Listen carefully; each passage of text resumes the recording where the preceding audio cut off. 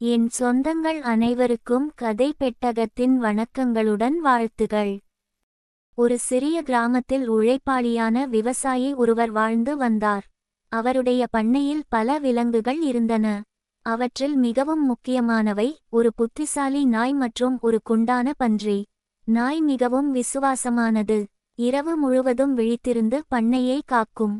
யாராவது அந்நியர் வந்தால் உடனே குரைத்து எச்சரிக்கும். பன்றி அமைதியானது. அது தினமும் உணவு உண்டு ஓய்வெடுக்கும்.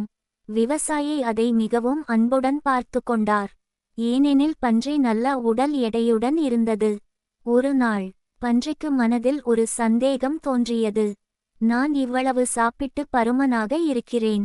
ஆனால் நாய்தான் எப்போதும் விவசாயியிடம் பாராட்டு பெறுகிறது. ஏன் என்று அது யோசித்தது. அன்றை இரவு திருடர்கள் பண்ணைக்குள் நுழைந்தனர். நாய் வழக்கம்போல் குரைக்க தயாரானது. அப்போது பன்றி நாய் மேலே உள்ள பொறாமையால் மெதுவாக சொன்னது, இன்று குரைக்காதே, எதுவும் ஆகாது. நாம் அமைதியாக இருந்தால் யாருக்கும் தெரியாது. நீ ஓய்வெடு. நாய் முதலில் தயங்கியது.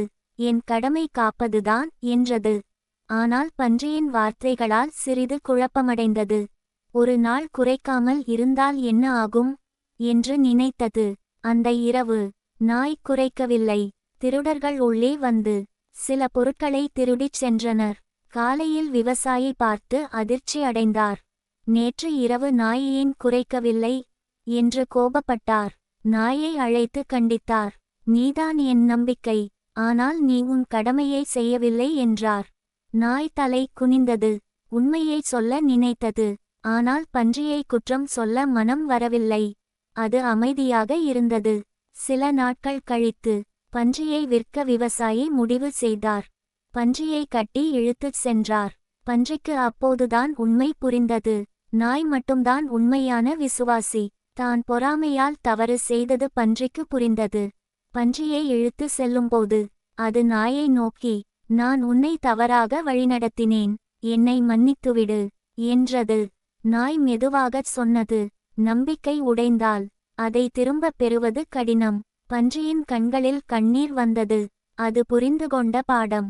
பொறாமை நண்பரையும் நம்பிக்கையையும் அழித்துவிடும். நீதிகள்.